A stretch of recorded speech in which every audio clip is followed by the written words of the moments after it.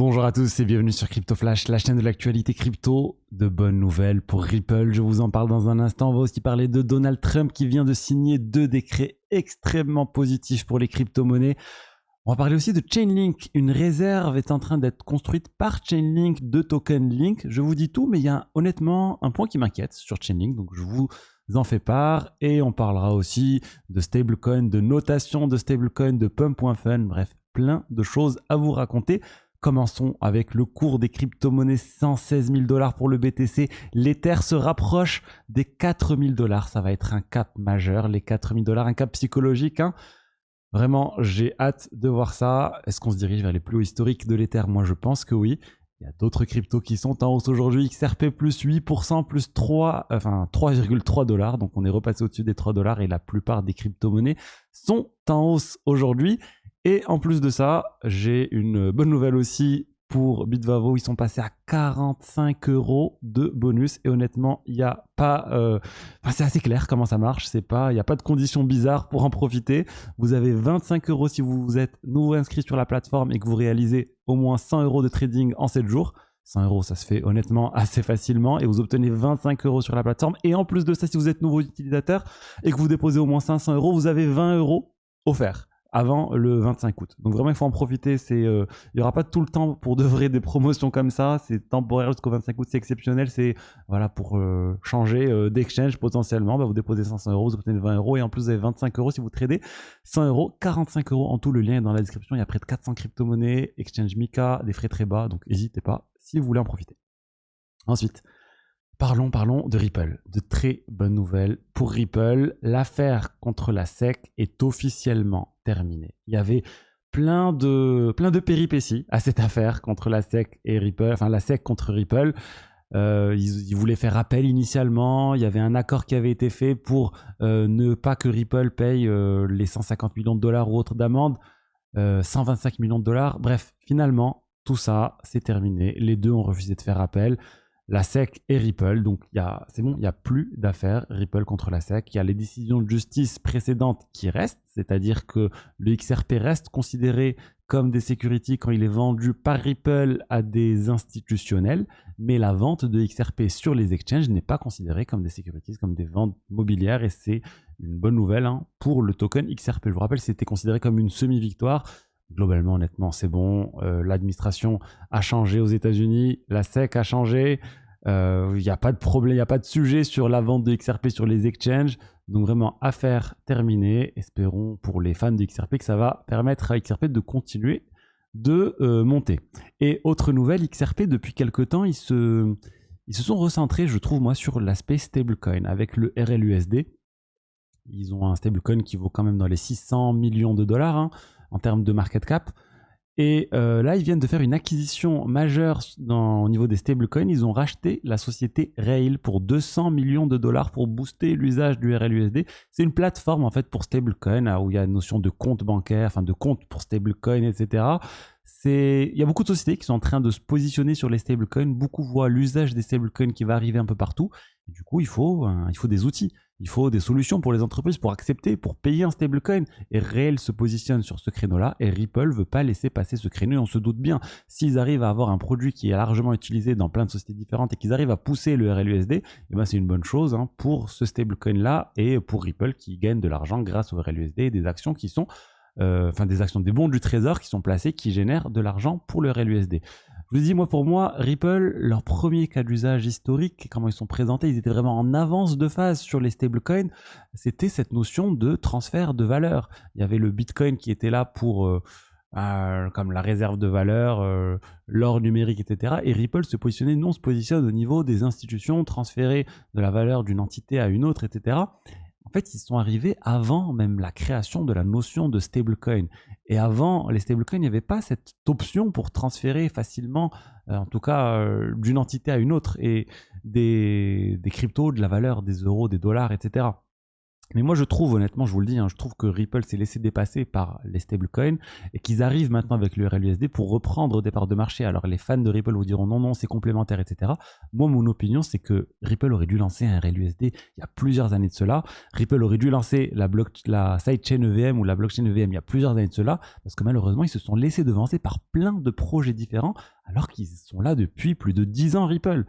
Donc bon, voilà, on va voir si cette stratégie pour développer les stablecoins va fonctionner. Et la vraie question aussi pour les fans de XRP, c'est à quel point le développement du RLUSD va venir profiter aux jetons XRP et pas uniquement aux jetons Ripple. L'idée pour moi, c'est si Ripple arrive à développer l'écosystème RLUSD et en parallèle développer l'écosystème XRP et faire en sorte qu'il y ait une certaine synergie entre les deux qui font que plus le RLUSD est utilisé, plus le XRP est utilisé, là ça a du sens. Mais si c'est juste un développement du RLUSD qui génère de l'argent pour Ripple, là on va pas voir directement de valeur qui va être générée pour le token XRP. Mais bon, ils ont des milliards de dollars, ils peuvent encore faire plein d'acquisitions pour développer tout ça. Et ils ont vraiment les poches pleines pour continuer à développer XRP et RLUSD.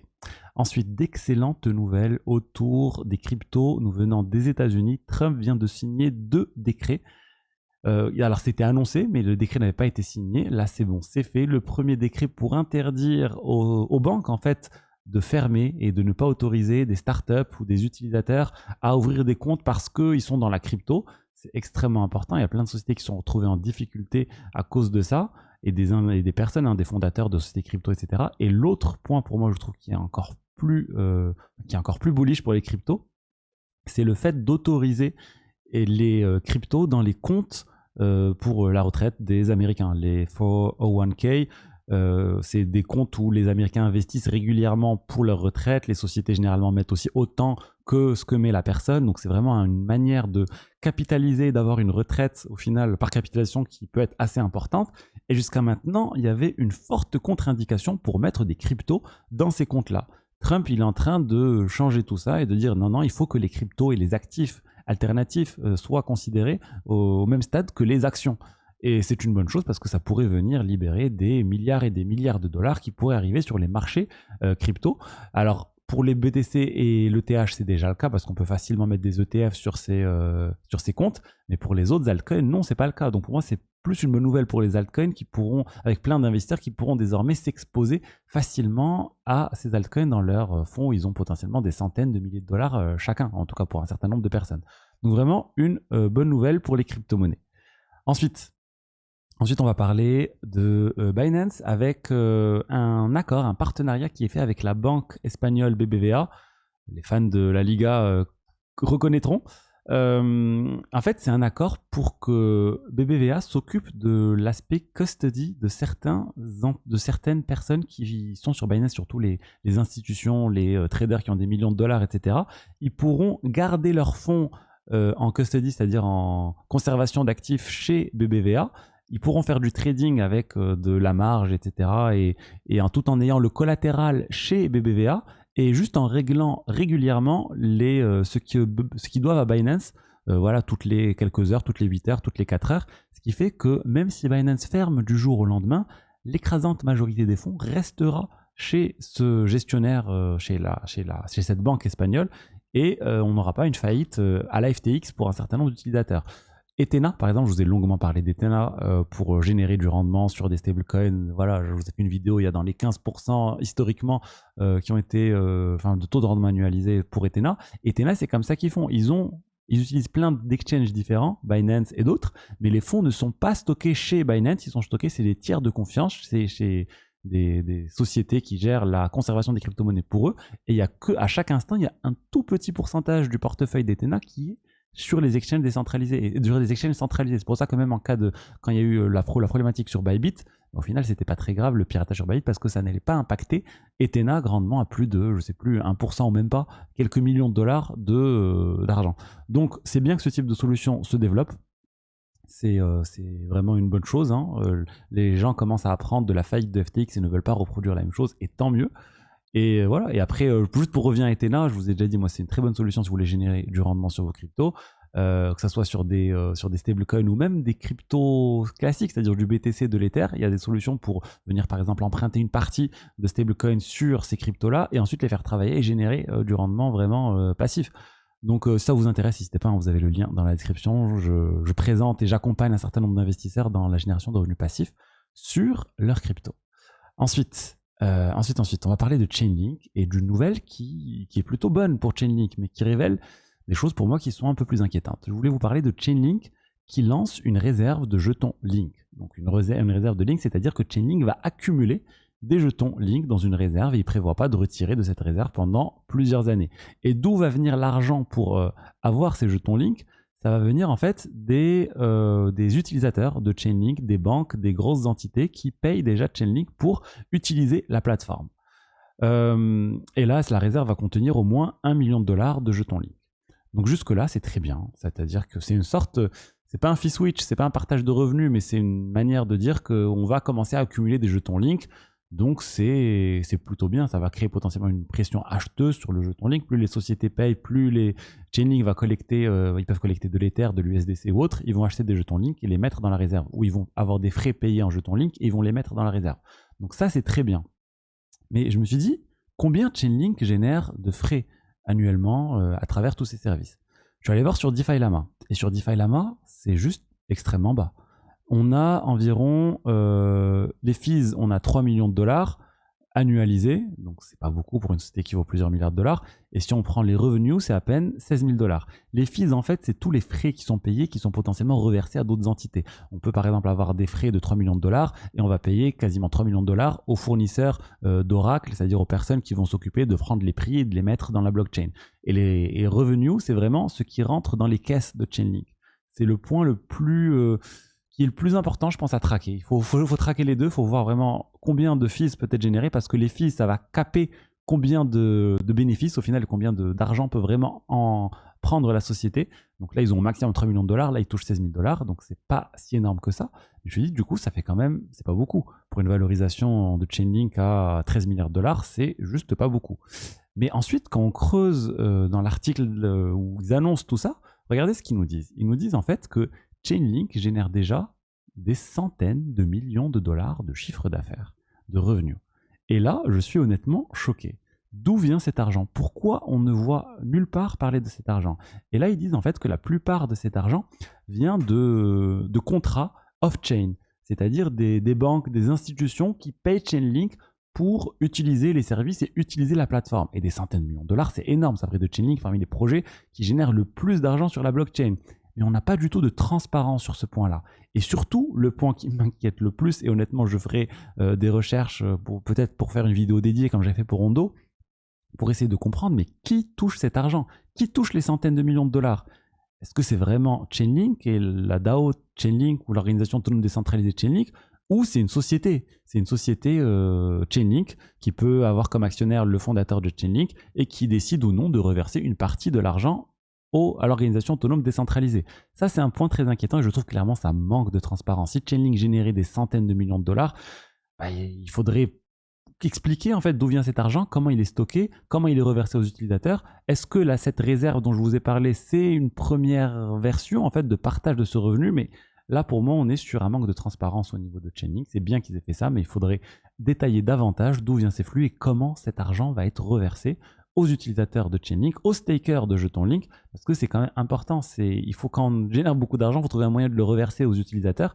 Sinon, votre jeton, il va servir à pas grand-chose. Je prends l'exemple d'Ondo. Ondo génère énormément d'argent, mais le token Ondo ne capte rien de la valeur générée par Ondo. Il sert juste à gouverner un petit protocole de finance décentralisée, Flux Finance, dont je vous ai déjà parlé. Donc vraiment, j'espère que... Chainlink, pour moi, ça a une vraie utilité et je ne le mets pas au même niveau qu'Ondo. Mais au niveau de l'utilité et au niveau du partage de revenus, j'aimerais plus de détails à ce niveau-là. Donc voilà, je ferai mes recherches au cours des prochaines semaines et je vous dirai quand j'aurai beaucoup plus de détails sur le sujet. Ensuite, on va parler de stablecoin et de notation de stablecoin. Standard & Poor's, le géant de la notation aux États-Unis, SP500, c'est eux. Ils ont créé l'index SP500, et bien ils viennent de noter le Sky Protocol, c'est anciennement Maker, donc c'est ceux qui ont fait le stablecoin DAI qui s'appelle maintenant l'USDS, et lui ont donné une note à B-. C'est pas mauvais, mais c'est pas non plus très bien. C'est la première fois qu'ils notent un stablecoin, de ce que je vois. C'est la première notation, j'aimerais bien voir maintenant d'autres stablecoins notés, et ils reprochent en fait aux stablecoins, que ça soit quand même assez centralisé autour du fondateur Rune qui a près de 10% des droits de vote. Qu'il y a quand même, ils sont en pleine transition. C'est vrai qu'il y a une vraie transition, un vrai changement au niveau de la gouvernance de l'USDS et du DAI depuis quelques temps maintenant. Ils essayent vraiment de se rechercher, enfin de se transformer. Et voilà, donc ils mettent quand même une alerte à ce niveau-là, mais B-, c'est quand même pas mauvais. Il faudrait maintenant comparer avec d'autres. J'aimerais bien voir la notation de l'USDC, de l'USDT, de Liquidity, du LUSD, etc. C'est bien en fait que voilà, le Standard & Poor's vraiment se positionne sur le marché des stablecoins et fasse des analyses sur ça. C'est une très bonne chose et ça montre que les cryptos deviennent de plus en plus crédibles et que Wall Street, quand je vous dis que Wall Street arrive dans la crypto, ça c'est typiquement un exemple. Les agences de notation américaines sont en train de noter les stablecoins. Je ne sais pas si vous vous rendez compte, c'est excellent pour les crypto-monnaies.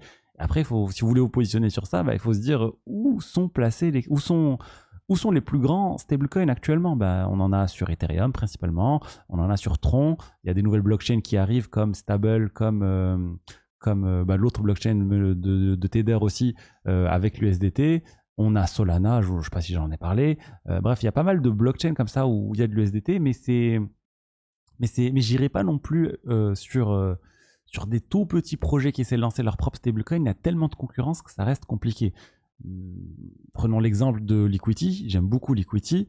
J'ai investi sur Liquidity, mais c'est quand même risqué de se dire c'est Liquidity qui va gagner dans la guerre des stablecoins. Il y en a tellement que au final ça reste assez compliqué. On peut acheter directement l'action de Circle aussi, ça peut être une option. Tether n'est pas coté en bourse, mais moi je préfère investir sur l'infrastructure où vont exister les stablecoins et l'infrastructure en fait qui va être les fonds, enfin qui va être la fondation pour lancer plein d'autres projets, que ce soit stablecoin ou d'autres choses. Et pour finir, on va parler de Pump.fun, le launchpad de Memcoin qui a annoncé une fondation. Ils appellent ça la Glassful Foundation pour pouvoir aider la liquidité des memcoins dans l'écosystème. Concrètement, ils vont venir injecter des millions de dollars sur certains memcoins, sur des gros projets qui manquent potentiellement de liquidité. Donc moi, je vois ça un peu comme Pump.fun qui essaye de faire pump certains de ces memcoins. Après, on comprend d'où vient cet argent, ils ne le disent pas, mais ils ont levé je ne sais pas combien de centaines de millions de dollars. Ils ont gagné 2 milliards de dollars en tout, Pump.fun, à travers les frais, à travers les diverses ventes, etc. Donc, ils ont les moyens d'injecter des dizaines de millions de dollars sur des memcoins pour essayer de relancer la plateforme, relancer l'écosystème Pump.fun, parce que je pense qu'ils en ont besoin maintenant, surtout avec Let's Bon qui commence à prendre de plus en plus de parts de marché. Voilà ce que je voulais vous dire aujourd'hui sur les diverses actualités crypto. N'oubliez pas les 45 € sur Bitvavo. Les 20, c'est valide jusqu'au 25 août. Donc, faites vite pour en profiter. Vous déposez 500, vous obtenez 20 €. Et il y a en plus 25 € offerts si vous tradez 100 €. Le lien est dans la description. Les 25 €, c'est que pour les c'est pour les nouveaux arrivants, alors que les 20 € pour dépôt de 500 €, c'est même pour les anciens utilisateurs. Si vous avez créé un compte il y a plusieurs mois, vous pouvez déposer 500 € et recevoir 20 € avant le 25 août. Voilà ce que je voulais vous dire. Allez. Ciao, ciao, je vous dis à lundi pour la suite.